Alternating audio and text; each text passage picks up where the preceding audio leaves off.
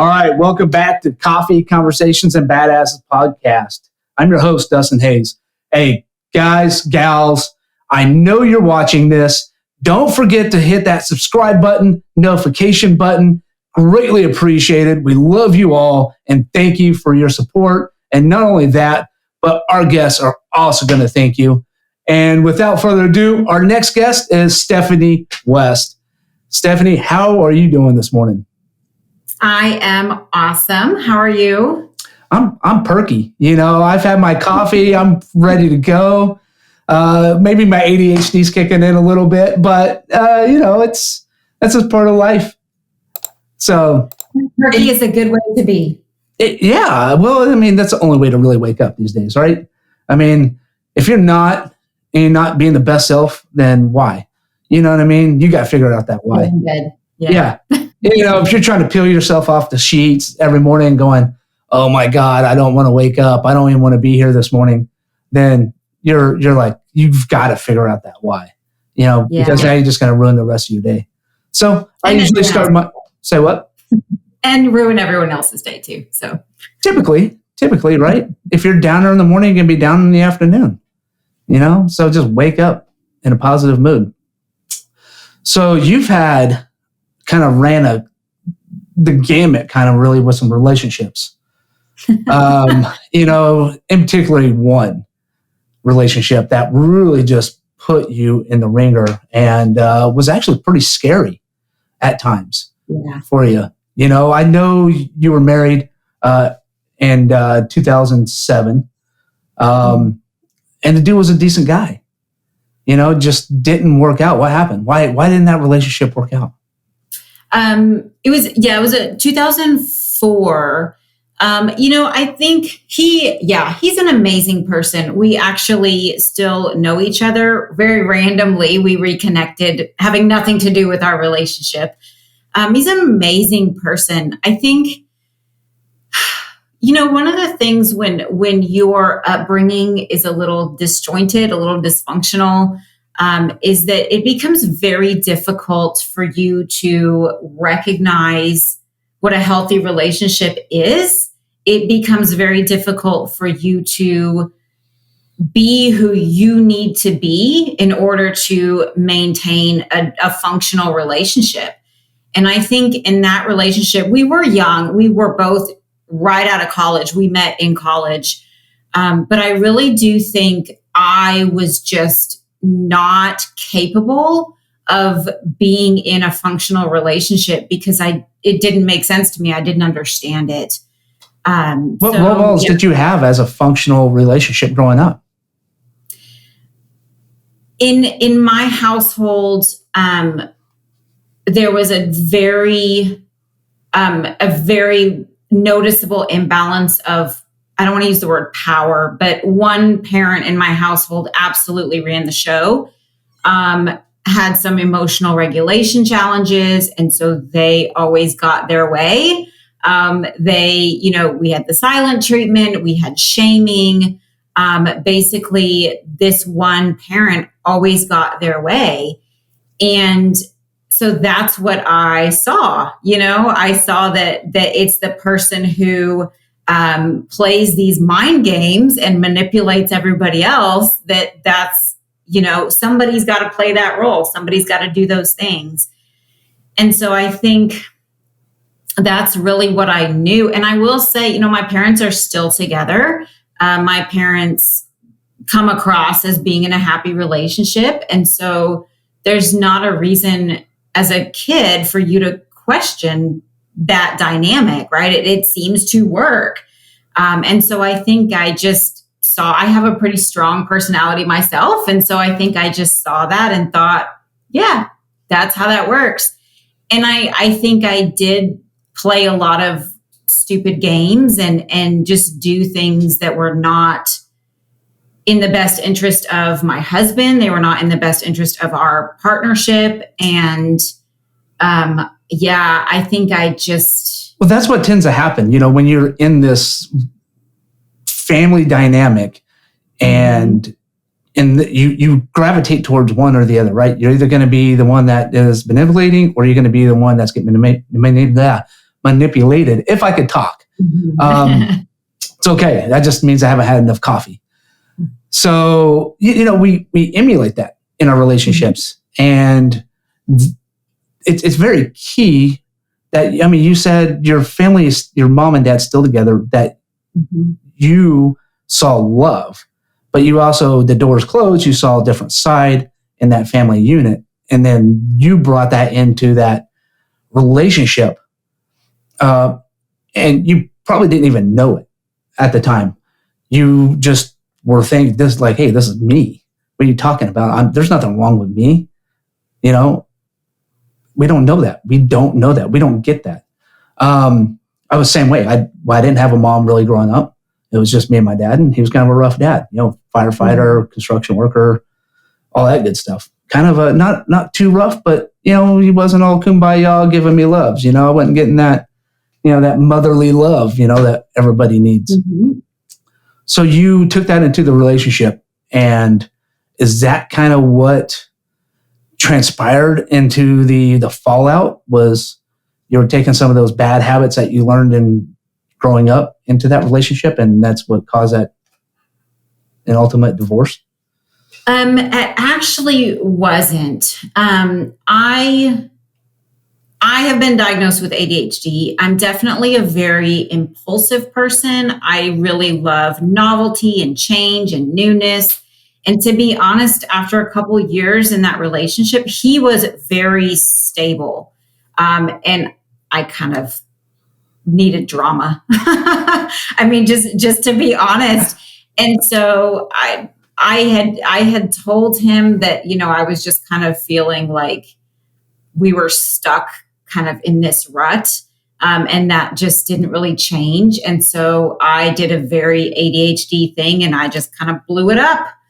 And in hindsight, because I have reconnected with him, I now know his wife, and they have an amazing child, which is how they came back into my life. And I am so grateful that she came into his life later, because she is a much better partner to him than I ever was. And so, not that I'm glad that things went the way they went, because it was not a good situation for either one of us, but I'm really glad that he now is married to her, especially after everything that happened with us. I'm glad that he is in a much better situation than it was with me when I was 22. Really at 22, there's no reason somebody should be getting married at 22. I was 22 when I got married, and let me tell you, so I had no room to be, one, a father at that time, which I did. I became a father at 22, and being married.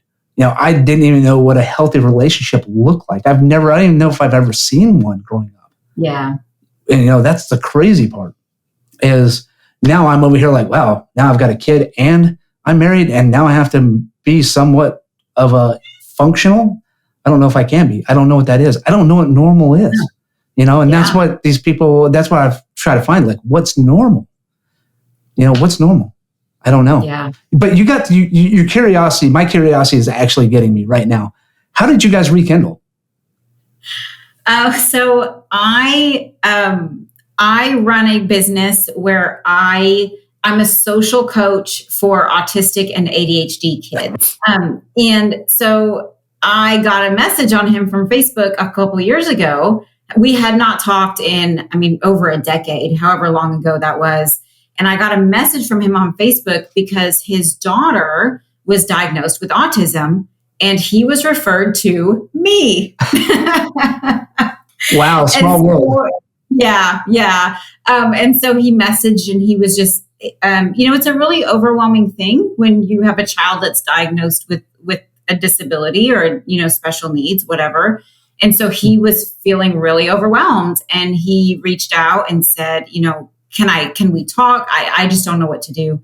So we ended up connecting and just talking about his kiddo. And then he and his wife ended up enrolling her in my program. And so she was in my program for a couple of years. That's awesome. Yeah. Wow. And I like to brag, like that just shows how amazing I am at what I do, that my ex-husband is one of my customers. You know, how many people can say that? Not very many. I don't know. I mean, not very many. That is a definitely small group of people in America. I don't even know if most husbands, ex-husbands and wives could even be in the same room. You know, that's a challenge in itself. You know, you're right. Having kids with a disability being born is super, super difficult, super stressful because they don't know it. We know it. And now we're like, man, I've got this little guy. And so I know I have experience in this. You know, I've got this little person, you know, now I have to really look after even more. And my son has a cleft lip, cleft palate. And it's not generational. It was not in our family on either side. It just something that happened. Hell, it could have been something I was exposed to while in the military. I have no idea. We don't know. You know, they even had I forgot what they call it, geneticists or people who looked at genetics, you know. Yeah.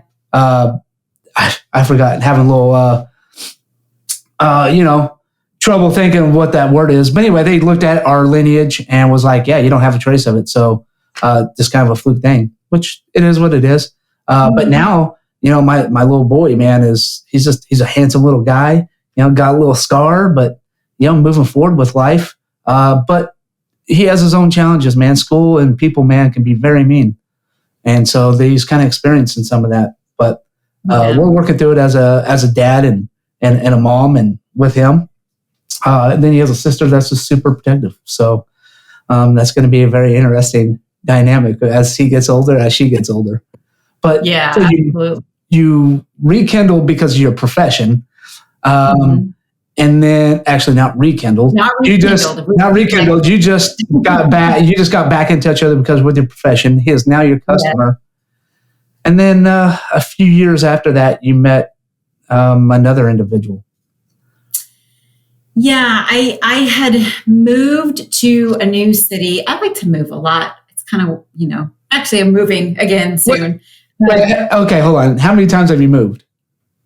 So I live in Texas right now. Within Texas, I've lived in, I went to college out of state. So I moved out of state to go to college. And then within Texas, I've lived in 4 major cities, but I've probably moved, as far as moving homes, 12 times, maybe more.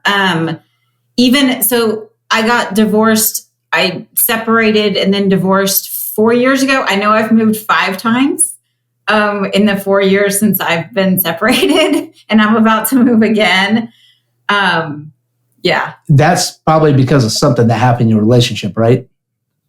Which part? Moving so many times after. No, I've kind of been up-leveling. Part of it has been me up-leveling. When I left the relationship, I didn't take, we had separate finances, and I didn't take anything. And I was honestly living like in the poverty line. Mm-hmm. And so I moved into an apartment that was honestly the cheapest / safest apartment complex I could find. It had to be both of those together.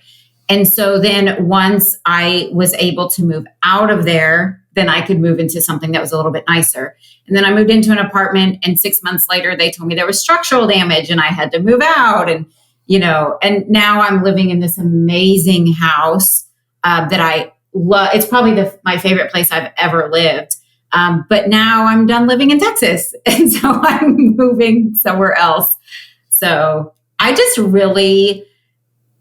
really love novelty and change and new experiences. And yeah, I just really love that. That's awesome. So. That's great. You know, and having the capabilities of doing so is even better. Yeah. So you got married again, you got divorced, and then you end up in another relationship with a guy that was, I don't know. How did it start? How did you meet this guy? I had just moved to a new city, didn't know anybody because usually when I move, I'm just going somewhere. So I didn't know anybody. This was 2007, I think. So this was before apps. This was before smartphone. I mean, this was, a different internet age. And so I got on some dating website, something I can't even really tell you. A lot of the information is not clear in my memory because, number one, I have a really poor memory, but also because it was such a difficult situation, a lot of it I have a hard time recalling. But it was some web dating website, something. And that's where I met this person. He didn't live in the city I was in, but he was coming there for an event.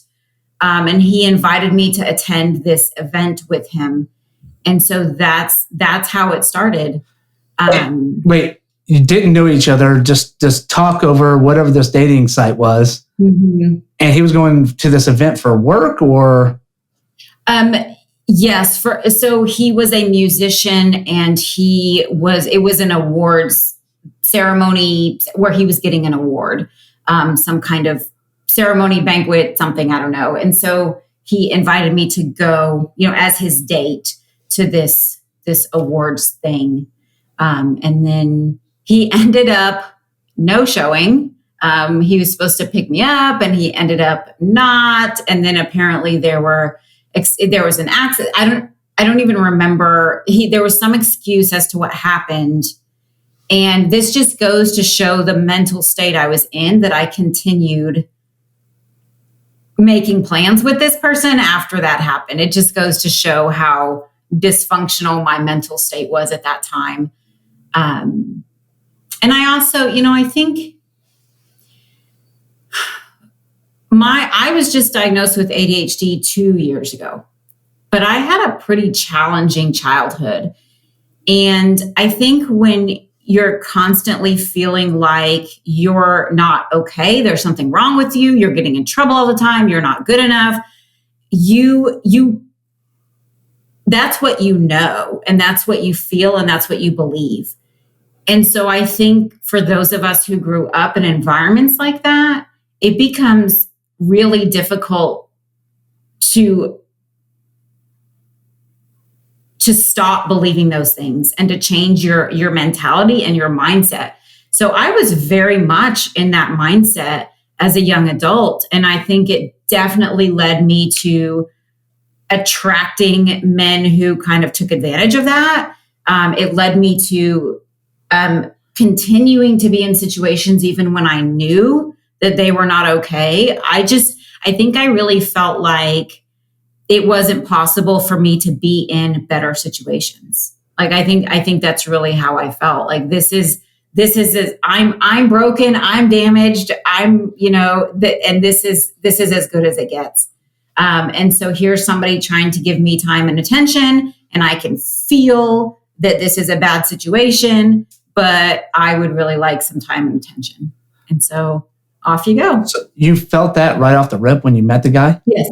I'm highly intuitive. I always know when shit's going south. I always know. I just, for most of my life, have not listened. Yeah. But I can always tell. Yeah, it's hard to listen to yourself because you don't want to believe it. Yes, you don't want to believe it. I mean, that's just it. I think everybody who has taken a breath can sit there and say, yep, I know I put myself in a bad situation, but I'm going to make it better.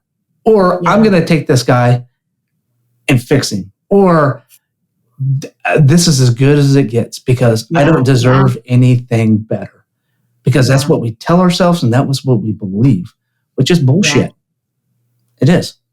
So right off the rip, this guy's just giving you this, not the good vibes, didn't show up.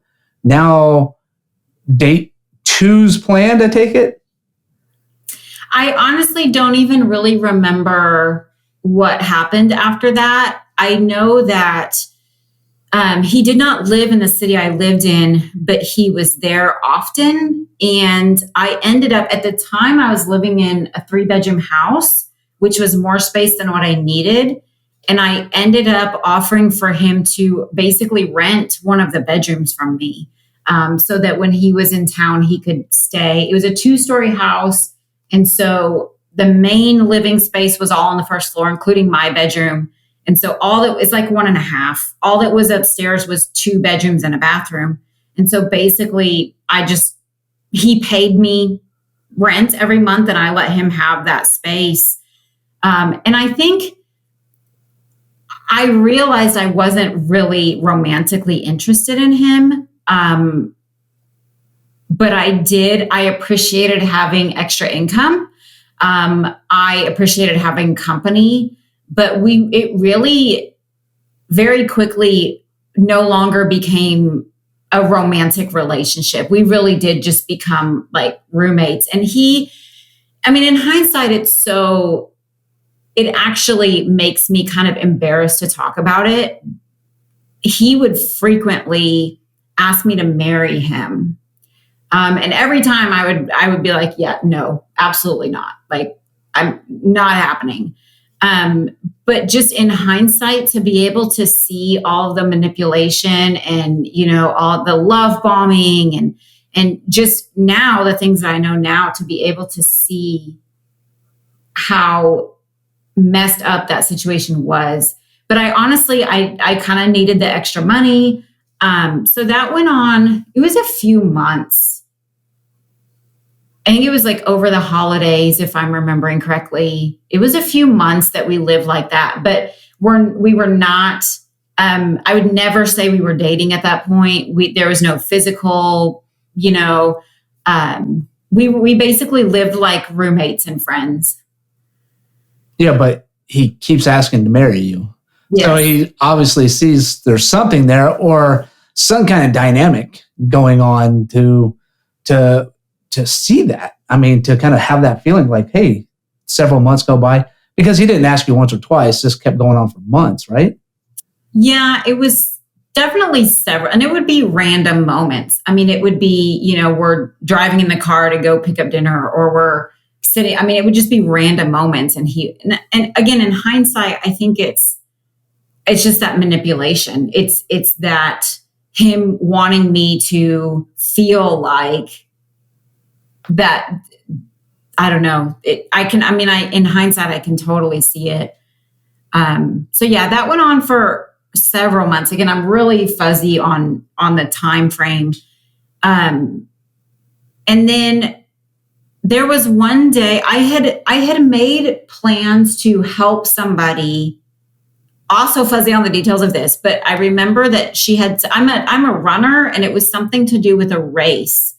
And she was wanting someone to help her get like lists of potential donors.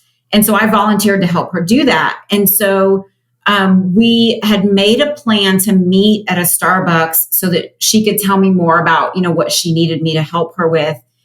And this was, again, like 15 years ago, Starbucks were not as prominent as they are now. There were less of them. And so I had told this man, like, hey, I'm going to meet somebody. And I didn't tell him what it was about. I had learned to be more private about my time. And so I didn't tell him who it was. I didn't tell him what it was about. I just said, hey, I'm going to meet somebody, I'll be back later. And I had told him that I was going. Now I don't remember if I told him I was going to Starbucks or if I didn't tell him. But I'm sitting in this meeting, and the Starbucks is probably 15 minutes away from my house. So I'm sitting in Starbucks talking to this woman, and I look up, and he's at the counter ordering a drink. And I was like, this man followed me. I immediately knew he followed me to see who I'm meeting with. Like, he thinks I'm on a date or something. Immediately, I knew that that's what had happened. And so I didn't acknowledge him. I acted like I didn't see him. And then when we both were home that night, I basically called him out, and I told him he needed to leave. And so, there was a lot of back and forth. Finally, he ended up leaving. I had the locks on the door changed and everything. And that was the end of it. except that he's still calling, texting, emailing, that kind of stuff. But I'm like, he clearly followed me somewhere to see what I was doing, right? And then you start thinking, gosh, I wonder how many times that's happened before. You know, like you start to wonder, this can't be the first time something like this has happened. So at that point, I thought everything was done. Everything was, over. He's continuing to call and text me repeatedly. And so another thing that happened, I forget how everything fell in line according to time frames, but I had gone to a car dealership to get a new car, and I've always been really financially responsible. And so had no concerns about anything. And I got rejected because of my credit, which I was like, that doesn't even make sense. I don't know how that's possible. But I also was not monitoring my credit in any way at that time. I was young, like I was in my mid 20s or something like that. And so I went online and I did, you can get your free credit reports from the 3 agencies. And there were 5 credit cards that had been opened with me as a co-signer, I believe, and about $30,000 had been charged on them. So I lost my shit. I mean, it's one of those moments where you just don't even know how to react to something like that. I lost my shit. And I started calling them. And of course, every time it's his name. He's the one on the credit card. It's his name. And there's 5 of them and it's $30,000 in total. And it's been like 4 months. I mean, in like 4 months, he had racked up 30,000. I mean, I just lost my damn mind. And so I called him. I mean, in hindsight, I would have handled this way differently. But I was just, you get stuck in the moment. So I called him and I think I left him a voicemail and just basically went off. And, you better get this taken care of. So he called me back and promised me that he would start making payments and all that. And he laid out this whole plan for me. And of course, none of it ever happened. He had opened a post office box in my name, and that's where all the statements were going. So I had no idea. The only way I knew was because of the car dealership. Otherwise, I have no idea how long this would have gone on for, because the statements were not coming to my house. I didn't have my credit monitored. I mean, I don't know how I ever would have found out. So then the text messages and phone calls become even more. So he ramps up the phone calls and text messages after you give him a call and say, hey, because now he's trying to get on my good side, right? Now he's trying to placate me.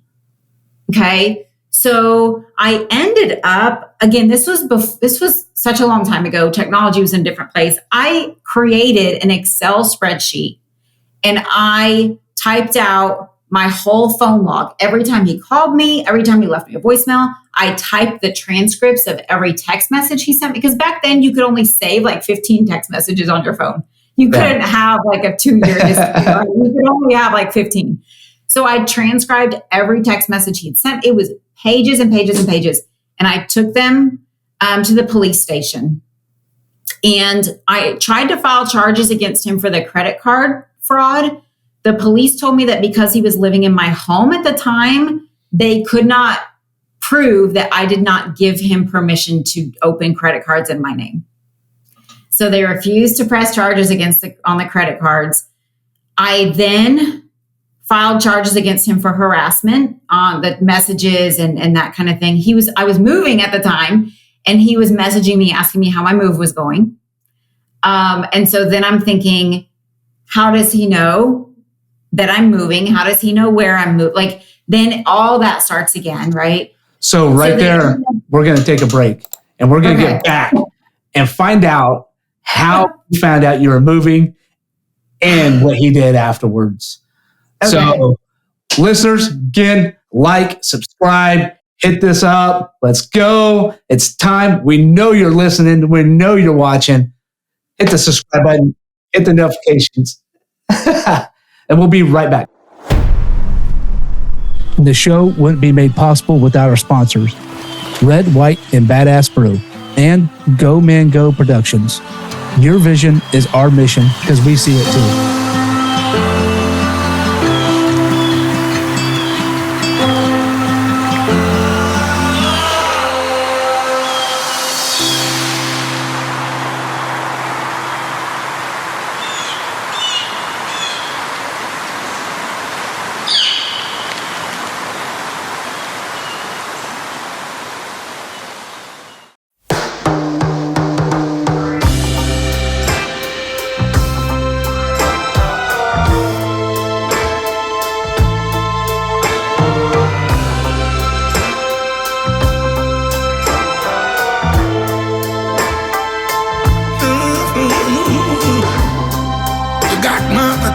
Baby, I can't make a move. Like a child, a star for love that flows to the sea. Baby, if you run away, baby, if you leave, I'm so in love with you, girl. You make me feel brand new. Come on, give it up to me. Let me take care of you. I know that your mama said I'm gonna make you cry all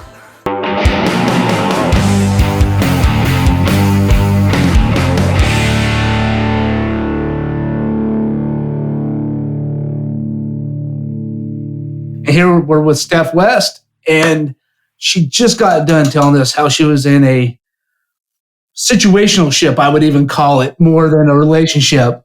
And it really turned into a roommate type situation. It really turned for the worse, where the guy opened up 5 credit cards in her name, charged him up $30,000 debt, and the police can't do anything about it. Steph, where does it go from there? How the police can't do anything about it. Now you're stuck with $30,000 in credit card debt. You couldn't get a new car. And now where's it go? Yeah. So they wouldn't press charges on the credit cards.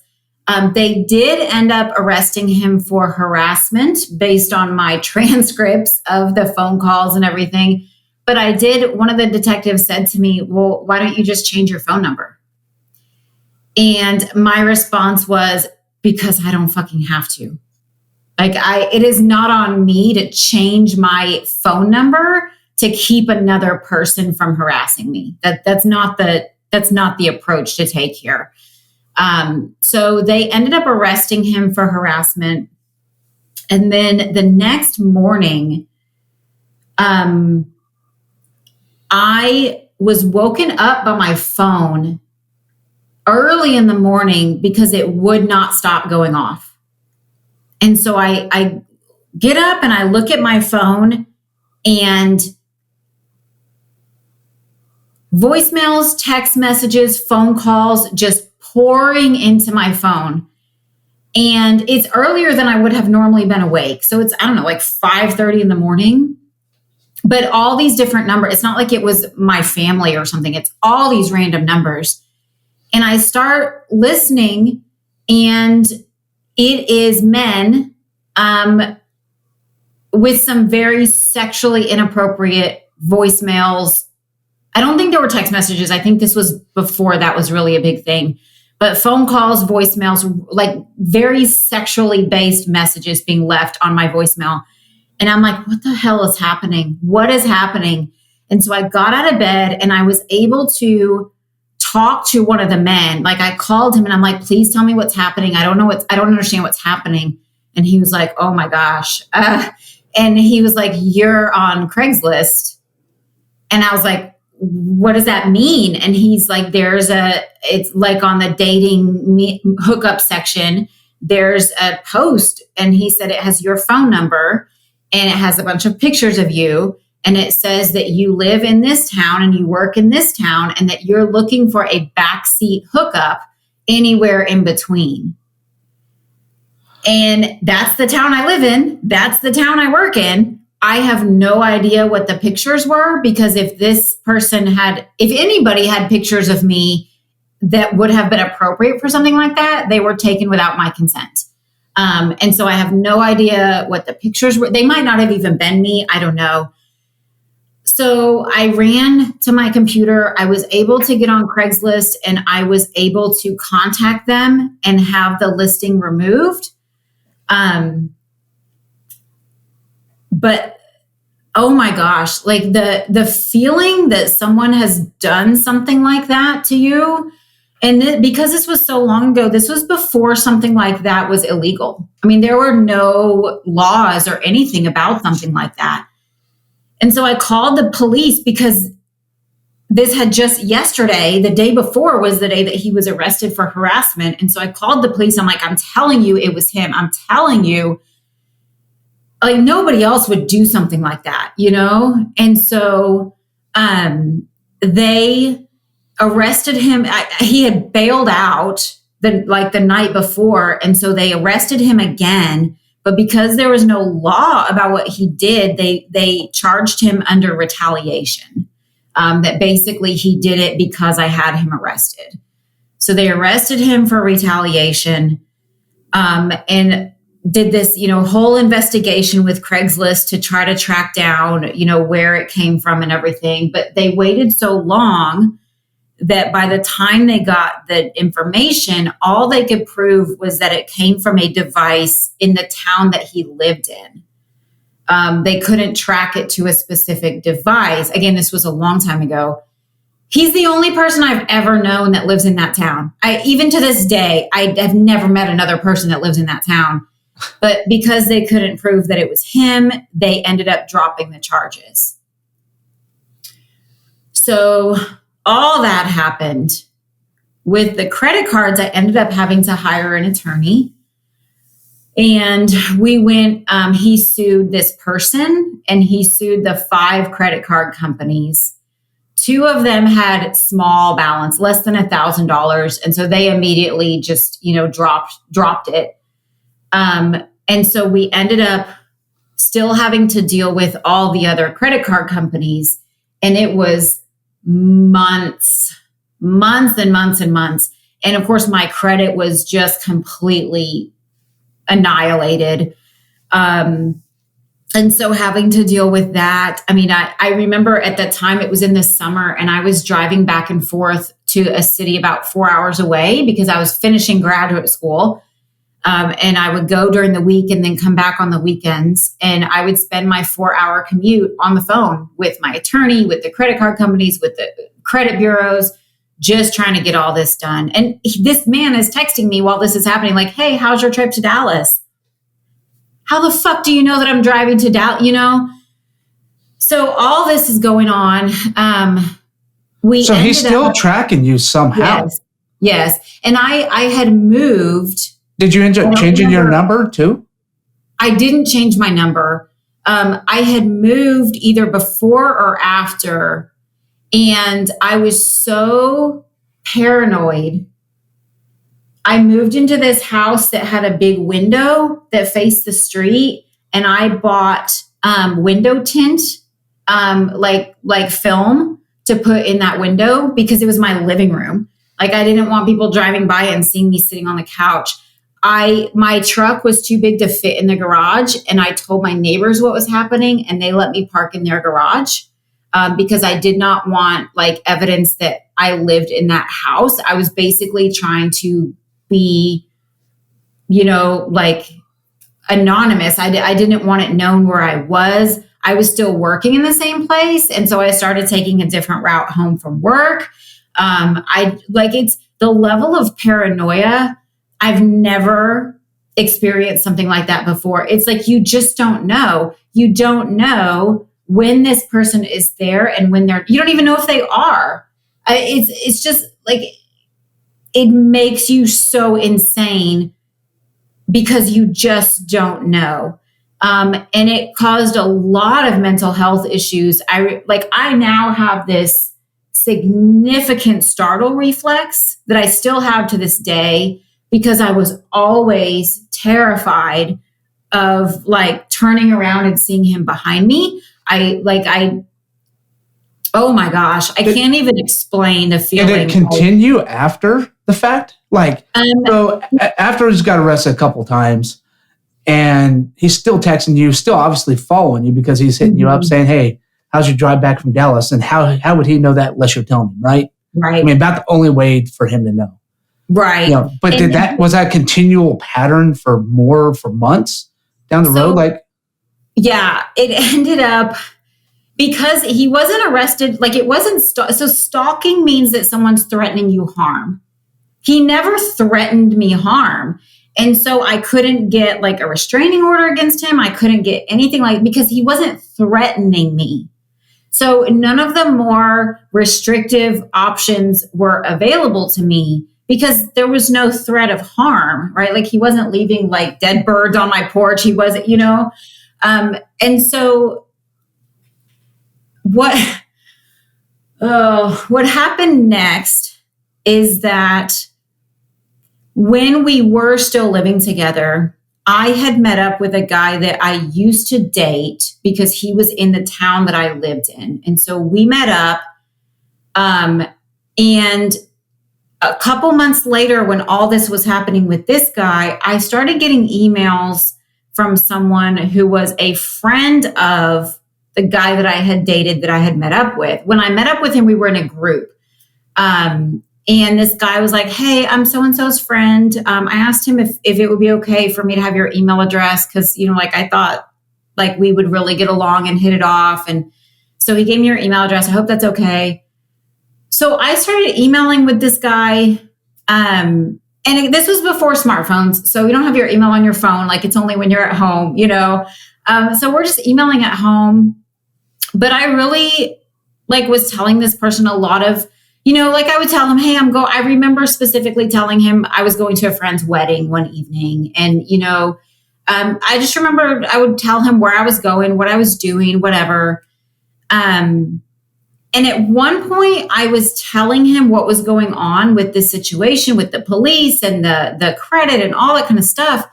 And then the next day I get an email from the man at the center of the police credit stuff apologizing to me for what was happening.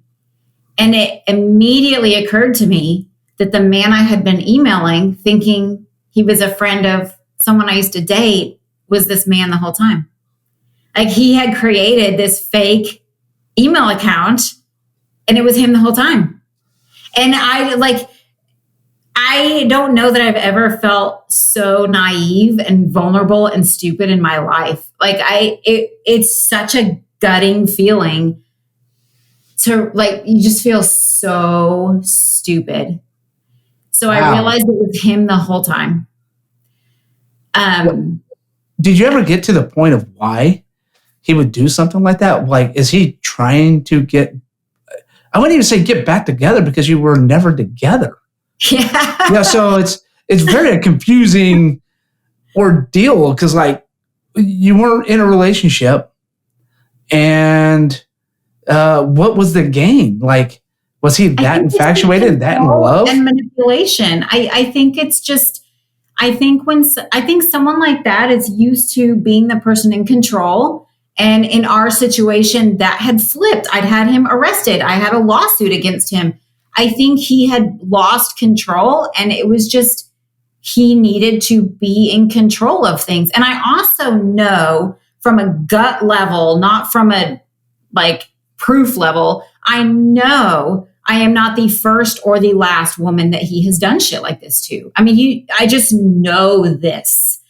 And that's part of the reason why it was really important to me to get him arrested and to file the lawsuit against him, because I know that this isn't even just about me.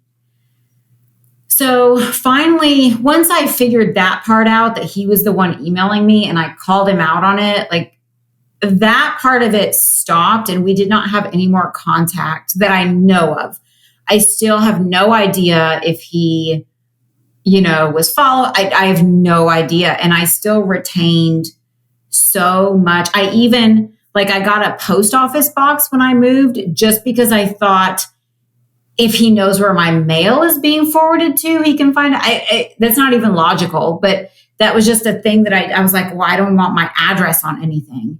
And so I had all my mail being sent to a post office box just in case he figured, it just gets, you start doing things that aren't even really rational, but just whatever you can think of to try to protect yourself, Once my credit got cleaned up, I went and got a new vehicle because I didn't want to be driving a vehicle that he would recognize. And I became so paranoid about the vehicle that he drove. I would be driving and just constantly on the lookout. And then one day I realized I have no fucking clue what he drives now. Like, how easy is it to change what you drive? And so I realized I was so paranoid about a particular vehicle, having no idea if that's even what he was driving anymore. It gets so consuming, the things that you can think about to be paranoid about. And then you realize that you could be completely paying attention to the wrong thing. It's such a mind fuck. So finally our contact stopped, everything like that stopped. The lawsuits proceeded. He ended up not showing up to court, which means that I won by default because he didn't show up. So I won the lawsuit against him. But what I didn't know was that doesn't mean you get anything. It just means it's now documented in the court system that you won the lawsuit. And I didn't realize that at the time. So that was that. That was probably a year late. It took probably a year for all that to take place. And then fast forward to about 2 years ago, when I decided to actually do something about the money that he owed me from the lawsuit. And so I hired an attorney and we went to collections. There's actually a window where you have to pursue collections, otherwise you lose it. And I was right in that window. The window was about to close. So the attorney reopened it. We went to collections and spent about a year pursuing collections. But he's now married. And we froze his bank account, which happened to be his wife's bank account and happened to be where her paycheck was deposited every month. So when we froze that bank account, guess who now knows that he owes another woman a significant amount of money because he's a fuck up. So I would have loved to have been a fly on the wall for that conversation in that household. Both. Yeah. I'm not sure if he's still married after all that. But the other side of it was that when you win a settlement, it accrues interest. And so it has been accruing interest since, I don't even remember when that was. It's been accruing interest. 2008, I think. It's been accruing interest since then. So it actually was almost double what the original settlement was. So he ended up paying almost double than what he would have paid if he would have paid it originally. So wow. Yeah, I finally feel like I at least am, it was like a big moment of closure. What did you do? How did you finally get healed from all that though? After that experience is, I would say it's not uncommon. I would say probably that's a common thing to happen to women, get manipulated by these guys. Yeah. How do you, what would you say to somebody who was going through that? And then how did you, process it and get over it, heal from it? I think anybody, regardless of your gender or your sexual identity, I think anybody who finds themselves in situations that are not safe, are not healthy, are not functional, but you continue to stay, you continue to allow things to happen. I definitely deeply believe that it's a self-worth issue. It's maybe our upbringing was not the best. Maybe we've been in previous relationships that were really damaging to our self-esteem. And I think, obviously I can only speak for women, but I do think that it's more likely to happen with women because we are raised with this mentality that we are like subservient and that, a lot of times for a woman, this is definitely changing, but society has been set up to where women are expected to be married, where, that's the social expectation for a woman is that we're married. And then there's just all this, context about how, do you believe into that? Do you believe women should get married? Do you believe in marriage? I am now, I think I am perpetually single now. I have no intention to ever get married again, just because I think marriage is pointless. I think I would much rather wake up every day next to my partner because we both chose to wake up next to each other that morning, as opposed to waking up next to somebody because we have a signed piece of paper saying we're supposed to wake up next to each other. Like I would much rather have somebody choose me day after day, year after year, than have a piece of paper that says that we're obligated to each other. I agree. So I don't see myself getting married. I would be very surprised if I got married again. And I was dating for a while. And it's just not for me at this time. Yeah. So I'm definitely very single. Are they now dating? Did you go back on dating apps? I don't even know if they have any. I mean, I'm sure they have websites now, but everything's on the phone. But did you go on the dating apps? So after that situation, I actually got married to someone that I had known previously. So no apps involved. I had known this person previously. It just wasn't a healthy situation for me. I stayed way too long.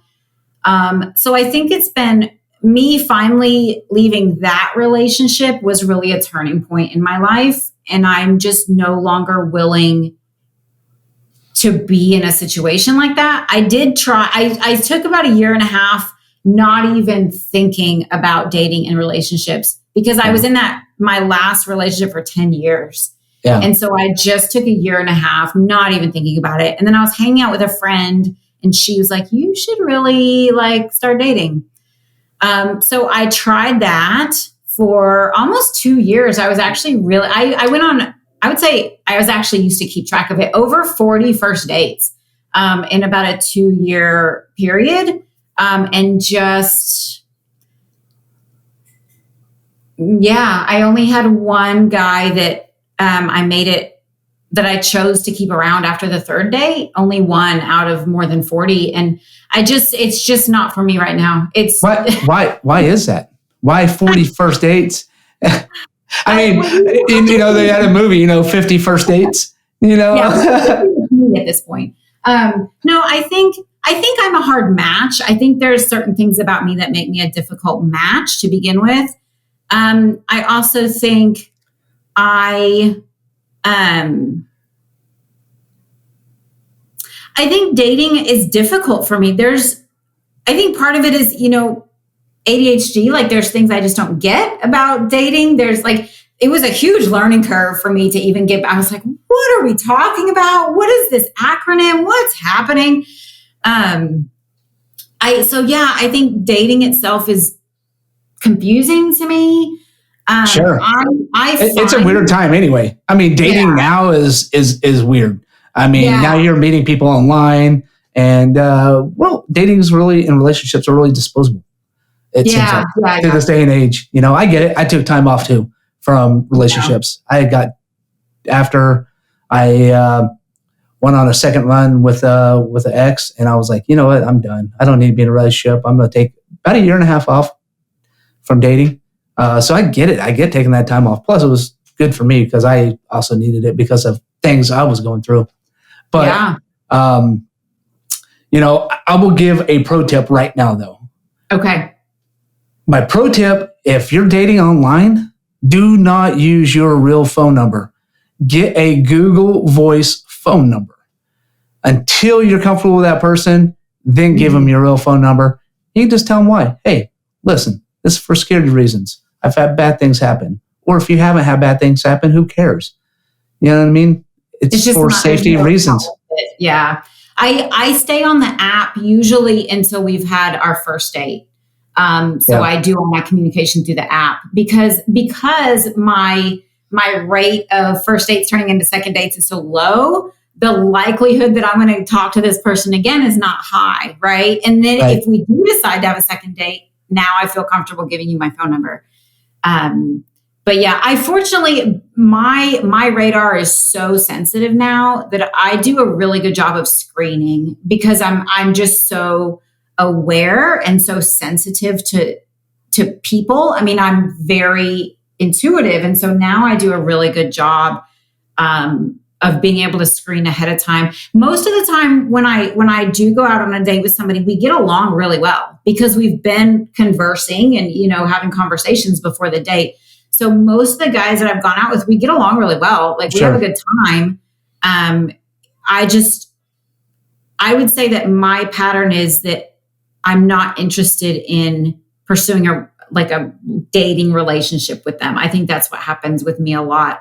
I also find that I tend to attract an overwhelming amount of interest from somebody at the beginning, and then it kind of fades, and that's fucking exhausting. For some reason, I think like I'm really high energy, and I'm like, I have a lot going on in my life, and I'm really active. And so I think I attract high energy because I am high energy. But man, that's exhausting. Like when somebody's all up in your business for 3 days and then, that's definitely my pattern is even people that I meet naturally, like organically, that happens and it's fucking exhausting. And so I'm really happy on my own. And now I'm moving. So that's a whole nother dynamic. I'm just really trying to do me and you not worry about that's good in the world. But now, even more importantly, from your relationships, you are doing something extremely awesome is helping kids out. You are a neurodivergent coach, right? Mm-hmm. Yes. All right. Now explain a little bit about that. What is that? So I primarily work with kids and teens, but really the stuff that I do is applicable to anybody. I run social groups on Zoom, so they're open to anybody. And part of it is a curriculum that I have created. I worked in special education for a long time. I've now had my own business for more than 7 years. So I created my own social curriculum. And so part of my classes are direct teaching, like conversations and that kind of thing. And then part of it is we just hang out together and do fun stuff on Zoom.